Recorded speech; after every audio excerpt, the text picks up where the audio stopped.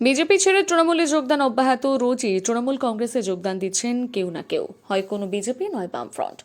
সামনেই লোকসভা নির্বাচন, সব দলের কাছেই পাখির চোখ। লোকসভা নির্বাচনের আগে যেভাবে তৃণমূলের নেতাকর্মীরা যোগ দিচ্ছেন, রাজনৈতিক মহল মনে করছে তৃণমূল কংগ্রেসের নেতৃত্বরা একসাথে লড়াই করে তবে এবার লোকসভার সাংসদ হবে তৃণমূল কংগ্রেসেই। গীতলদার ১ নম্বর অঞ্চলের বুথ সভাপতি আজিজ মিয়া সহ ৪৫টি পরিবার বিজেপি ছেড়ে তৃণমূলে যোগদান করেন।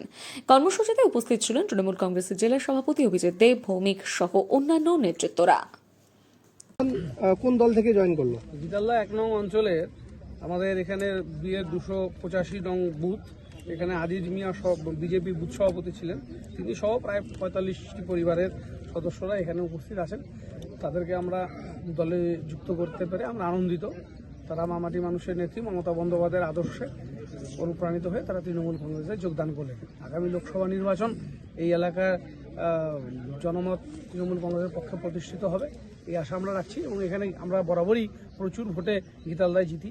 এখানে আমাদের একটা ভোট ভাগের একটা চক্রান্ত চলছিল যে যত এখান থেকে ভোট ভাগ করা যায় তবে তৃণমূলের জয়ের পথে ততটা বাধা হয়ে দাঁড়াতে পারে।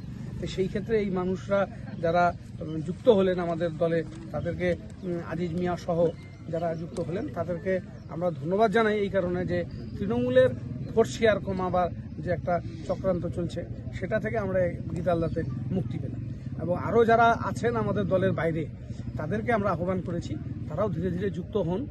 ভাই ভাই মতানৈক্যে বা পঞ্চায়েতের নমিনেশন ডিস্ট্রিবিউশনের ক্ষেত্রে কোনো ভুল বুঝাবুঝি থাকলে একটা বুথে সবাইকে দুজন প্রার্থী করা যায় না, একজনকেই করতে হয়েছে।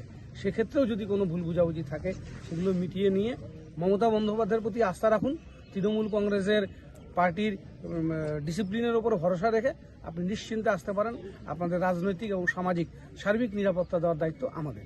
এই এলাকার শান্তি শৃঙ্খলা যাতে বজিয়ে থাকে এবং কোনো রকম ল অ্যান্ড অর্ডার প্রবলেম যাতে এখানে না তৈরি হয় তার জন্য জেলার প্রশাসন এই বিষয়ে সজাগ আছেন। গীতালদা সহ বিভিন্ন বিস্তীর্ণ এই সমস্ত এলাকা, গীতালদা, ওকরাবাড়ি, আটিয়াবাড়ি, কোথাও যাতে কোনো রকম আইনি সমস্যা তৈরি না হয় সেই ব্যাপারে আমরাও জেলা তৃণমূল কংগ্রেসের পক্ষ থেকে মাননীয় মুখ্যমন্ত্রী এবং অভিষেক বন্দ্যোপাধ্যায়ের নজরে এই বিষয়গুলো আমরা আনব।